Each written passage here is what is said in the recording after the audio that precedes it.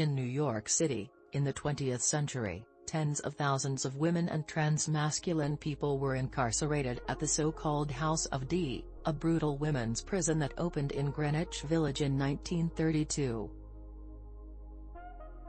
Author Hugh Ryan says that in many cases, the prisoners were charged with crimes related to gender-nonconforming behavior. Drunkenness, waywardism, disobedience to their parents, being out at night by themselves, wearing pants, accepting a date from a man, accepting a ride from a man, Ryan says. All of these things could have gotten you arrested if you were perceived as the wrong kind of woman. In his new book, The Women's House of Detention, A Queer History of a Forgotten Prison, Ryan writes about the prison, and about the role it played in the gay rights movement of the 60s, including Th. On the first night of the riots, people incarcerated in the prison could actually see what was happening out their windows, and they started a riot all their own, setting fire to their belongings and throwing them down to the streets below while chanting gay rights. Gay rights. By the 50s and 60s, Ryan estimates, around 75% of the people incarcerated in the House of D are queer in some way.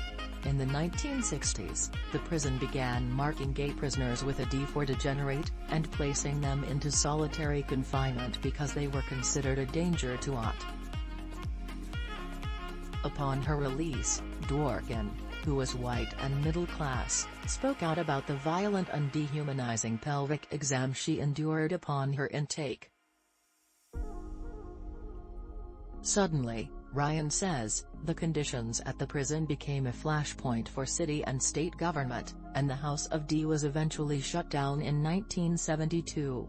The move to get rid of the House of D and move women over to Rikers basically starts in that moment, he says, referring to New York City's MA. It's going to happen because of what happened to Andrea Dworkin, but beneath that is a base of this happening to so many other women and trans men whose stories had been told but largely forgotten or ignored or dismissed. On the ways in which prison is used to control people who aren't white men. Cons. Women's incarceration is a different situation. It's not about crimes against people like violence, and it's not about crimes against property like theft. It's about social control. And in fact, the origins of our women's prison system come about in the 1870s, right after the Civil War. Right at the same time, the census is asking about women's employment for the first time.